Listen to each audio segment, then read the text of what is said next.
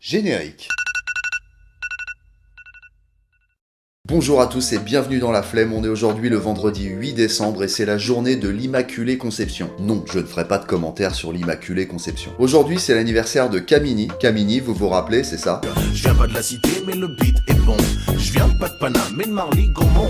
Un des plus gros braquages de la musique française. Il sort le titre Marly-Gaumont et quelques mois plus tard il gagne carrément une victoire de la musique avec un morceau qui a un budget global de production de 200 €. Mais au-delà de ce braquage, c'est un mec qui a jamais arrêté de travailler et à chaque fois avec un talent fou. Il a écrit un one-man show où j'ai vu des extraits, c'est vraiment très drôle et en plus il a réussi à beaucoup tourner avec ça. Ensuite en 2016 il a sorti un film qui s'appelle Bienvenue à Marly-Gaumont. 700 000 entrées, c'est carrément bien. Et aujourd'hui il est animateur télé sur France 3 Hauts-de-France. Bon alors je sais pas s'ils dansaient comme ça au Moyen-Âge, mais préparez-vous à plonger dans un grand bain coloré en plein cœur du Moyen-Âge. Camini, j'adore ce mec. Aujourd'hui c'est l'anniversaire de Philippe Catherine, un personnage un peu extraterrestre, on va pas se mentir. On se souvient tous de ça.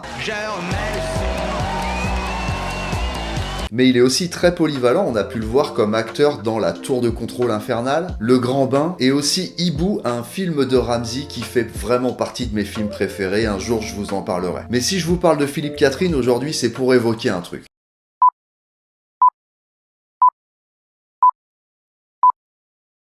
Cet homme a une collection de son propre caca. Alors chacun ses lubies, hein. Mais je suis tombé sur une vidéo où il nous expose ses crottes et... pourquoi il y a toujours un mec qui cherche une définition à ça? D'autant plus quand je les vois, j'ai pensé tout de suite à l'idée qu'il fallait sacraliser ces objets, ces pièces, et que cette sacralisation ne pouvait se faire que dans une sorte d'antithèse à la religion. C'est-à-dire, par exemple, c'est vraiment l'anti-Eucharistie. Alerte psychopathe.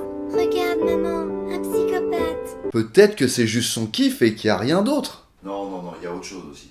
Ah. Et où je prends ces pièces comme des cadeaux, comme et puis des cadeaux qui correspondent à, je sais pas, par exemple celle-ci, là, tu vois, ça correspond toujours à des souvenirs, à des dates. Celle-ci, c'est un repas qu'on a fait ensemble aux Deux Moulins récemment. C'est déjà le moment de la suggestion musicale du jour, alors aujourd'hui ce sera Nicki Minaj, Grand Piano. Vous remarquerez en regardant ce clip que Nicki Minaj sait chanter, et en plus elle chante vraiment bien. Hein. Ce clip est désormais dans la playlist suggestion musicale que vous pouvez retrouver sur la chaîne YouTube de Latas TV. Et en plus pour nous soutenir et pour ne rien louper des prochains épisodes, n'hésite pas à t'abonner. Et si aujourd'hui je vous propose un titre de Nicki Minaj, c'est parce qu'aujourd'hui elle fête ses 41 ans et contrairement à Jay-Z, comme j'ai pu vous l'expliquer dans l'épisode de lundi que vous pouvez retrouver juste ici, elle est arrivée d'un seul coup dans nos playlists. Elle est passée de sa chambre à superstar et ça n'a rien d'anormal. En faisant mes petites recherches, je m'attendais à tomber sur le même parcours ou le même personnage que Cardi B, mais j'avoue que j'ai été surpris. Quand tu regardes ses interviews, elle est vraiment drôle cette femme. Dès qu'on l'entend parler, on oublie très vite son image de bimbo et son intelligence devient très frappante. Même si elle est connue pour être une rappeuse très forte, elle était pas du tout prédestinée à ça. À la base, elle faisait des études de cinéma et elle rappait juste pour faire marrer ses potes en travaillant son élocution. Et le hasard a fait qu'elle s'est retrouvée en vidéo sur le net pile au moment où Lil Wayne montait son nouveau label et cherchait une rappeuse. Lil Wayne contacte Nicki Minaj et insiste pour lui signer 2 albums. Donc sans aucun background dans l'industrie de la musique, pour son premier album, elle travaillera avec Eminem, Kanye West, Lil Wayne, Rihanna et will.i.am. Automatiquement, dès sa sortie, c'est un banger. Et pour appuyer sa promo, vu qu'elle a fait des études de cinéma, je te rappelle, elle décide d'avoir tout un tas de personnages exubérants, histoire de jouer la comédie tout en promotionnant son album. Bon, j'ai envie de dire que c'est gagné, parce que tout au long de sa carrière, elle vendra plus de 50 millions de singles et 5 millions d'albums. Et le 5 septembre 2019, elle annoncera sur les réseaux qu'elle arrête sa carrière parce qu'elle préfère s'occuper simplement de sa famille. Sa carrière aura duré une dizaine d'années et franchement, elle nous aura bien éclaté. Il ne me reste plus qu'à vous souhaiter un très bon week-end.